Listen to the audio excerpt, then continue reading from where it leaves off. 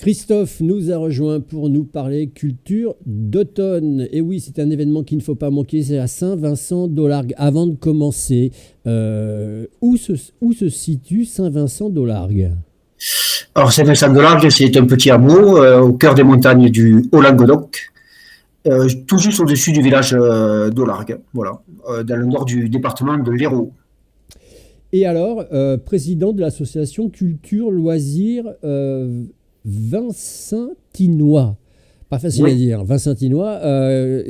Ça veut dire que cette association, quelques mots sur cette association, peut-être qui organise aussi d'autres choses?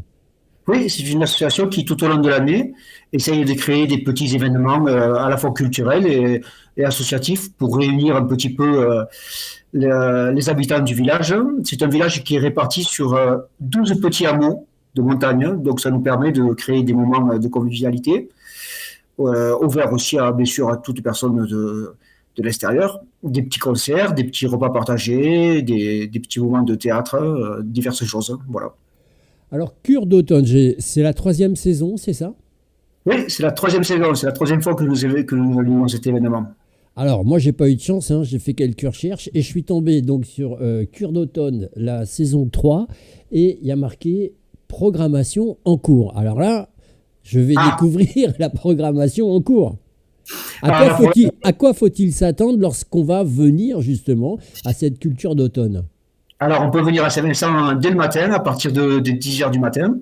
La matinée commence avec une petite exposition de photos et de sérigraphie réalisée par une artiste de Saint-Vincent qui s'appelle Véronique Bianchi.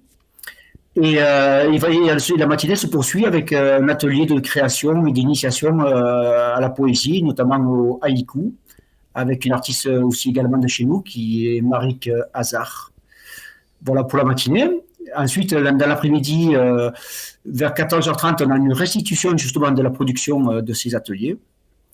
À 16h, un tout petit concert très agréable, très joli, avec une chanteuse d'achat qui compose et qui réalise ses propres chansons à la guitare.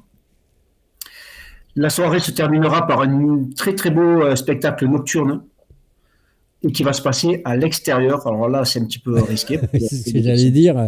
Attention, attention là. c'est un petit peu froid chez nous. Il faut venir avec les blousons et peut-être qu'on peut venir aussi avec une couverture et un coussin parce qu'il faudra s'asseoir à l'extérieur. Et ce sont quatre ou cinq artistes qui arrivent de Barcelone pour nous présenter un très très très joli spectacle autour de la persécution des sorcières au Moyen Âge et plus généralement de la condition féminine dans nos sociétés. Voilà. Très beau programme. Et là, je suppose que c'est quoi? C'est gratuit, c'est payant? Oui, alors l'atelier du matin est gratuit, avec participation libre éventuellement pour ceux qui veulent nous aider. Le petit concert de musique de Dacha également se fera, comme on dit, au chapeau. Et ce spectacle sur les sorcières, la compagnie d'ailleurs s'appelle Las Majaras, est gratuit aussi. Ah, et je rajoute, la soirée se termine avec le deuxième concours international de la soupe organisé à Saint-Vincent-de-Largue, Ah qu'on oui, donc appelle l'Arche d'Or. là, on est dans la culture version XXL, j'ai envie de dire, hein. Oui, c'est une journée bien remplie. Oui, oui, oui, avec beaucoup, beaucoup de choses. Oui. Et c'est vrai que on en voit de plus en plus, hein, ces festivals de soupe ou ces concours de soupe un petit peu qui sont un petit peu partout dans les villages. Ça prend une importance un petit peu, c'est quelque part privilégié parce que c'est vraiment là ce qu'on va rechercher à travers tout ça, à travers notamment cette culture d'automne. Je pense avec la programmation que tu nous as citée, elle est vraiment prévue pour solliciter les gens à se mélanger, à ouvrir les yeux un petit peu sur diverses cultures, parce que la cuisine, c'est aussi une forme de culture quelque part.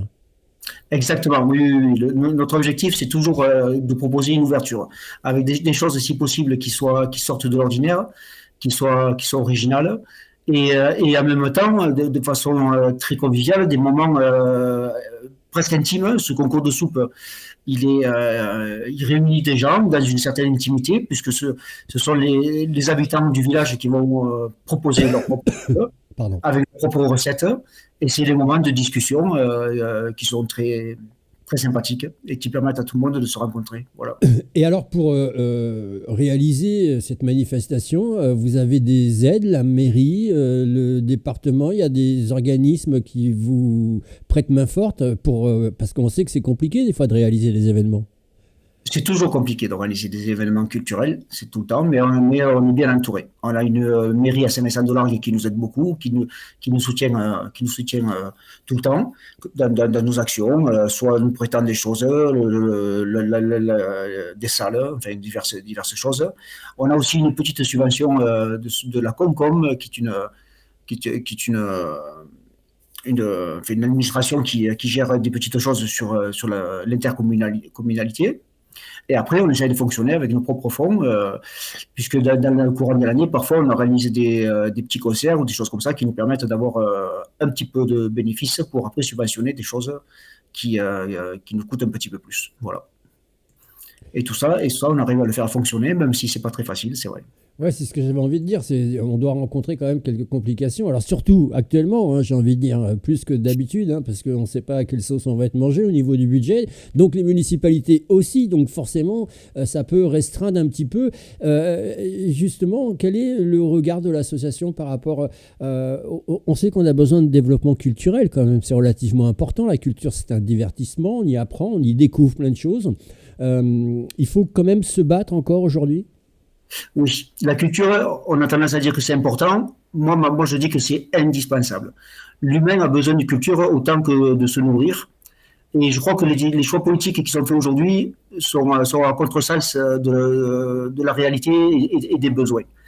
Et j'ai confiance parce que forcément, ces choix-là, on y reviendra un petit peu dessus. Et je suis sûr que très rapidement, tout le monde se remettra sur une même idée que la culture elle a besoin d'être un petit peu aidée, subventionnée, parce que c'est un véritable besoin. C'est pas un confort, c'est pas du luxe. Ça existe dans toutes les cultures et c'est un besoin pour accepter les choses de la vie de tous les jours. Voilà. Et s'il y a des gens il y a des gens qui vont nous écouter, qui vont nous regarder, s'ils ont envie de filer un coup de main à l'association, que ce soit financièrement ou en tant que bénévole, entre guillemets, c'est tout à fait possible. Ah oui, oui, oui, bien sûr, bien sûr, bien sûr. Alors on a un site internet hein, en tapant assez élevé, on le trouve assez facilement, hein, Association Culture Saint-Santinois. On a un téléphone aussi que l'on peut appeler, le téléphone de l'association, je vais vous le donner, c'est le 07 66 39 62 29. Et ce numéro est d'ailleurs très important parce que le spectacle sur la persécution des sorcières du samedi 29, il est sur réservation parce que malheureusement, il a une petite jauge. Voilà. Eh oui, non, mais on comprend bien. Alors en plus, le spectacle, il est à l'extérieur. Qu'est-ce qui ferait que le spectacle serait annulé ou reporté? Imaginons, je dis bien le pire du pire. Bon, le froid avec un bon manteau, ça passe. C'est une couverture, comme tu l'as dit, hein, Christophe. Mais s'il y avait une pluie, est-ce qu'il y a un système D ou c'est tout bêtement une annulation? Non, on a un plan B. On a une, Ah, bah voilà. Il y a une formidable association à Saint-Vincent-de-Largue qui s'appelle Cabrafol, qui existe depuis 20 ans et c'est un lieu coopératif et alternatif. Et si jamais on avait du très mauvais temps, par exemple de la pluie, voire même quelques flocons de neige, on serait reçu à l'intérieur dans une salle en plein milieu de la forêt. Donc, qui se prêtera très, très, très, très, très bien à ce spectacle qui essaye de recréer une ambiance un petit peu moyenâgeuse.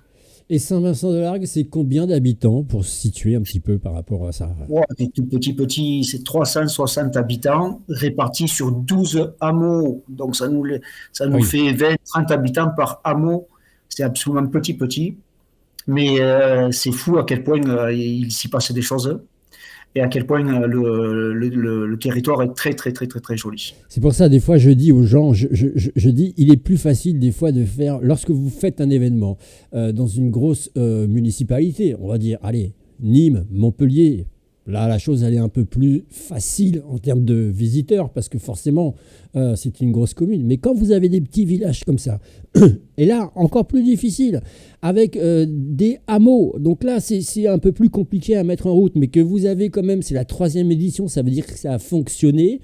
là, je dis bravo et chapeau, et il faut encourager. Et pour les encourager, il faut y aller, parce que c'est vrai que c'est loin d'être évident quand même, hein. Oui, c'est pas évident. Et notamment, on a toujours des doutes énormes sur la fréquentation de l'événement avant qu'il se produise, parce qu'on peut avoir 30-40 personnes, comme on peut en avoir 200 ou 300, voire un petit peu plus.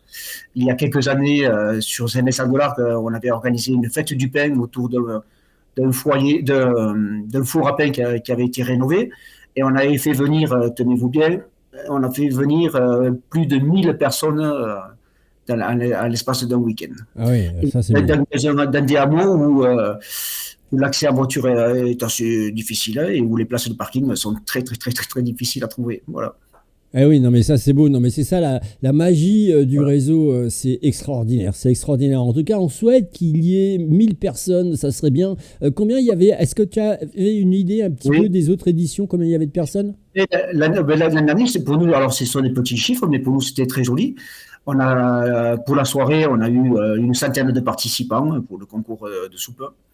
Et juste avant le concours de soupe, il y avait eu aussi un petit moment de théâtre avec un clown moderne, un one-man show, qui s'est très bien passé, avec aussi, je crois, de mémoire 80 ou 90 entrées dans une petite salle communale, donc une très très bonne ambiance. Voilà. Ce sont des chiffres qui nous vont très très bien.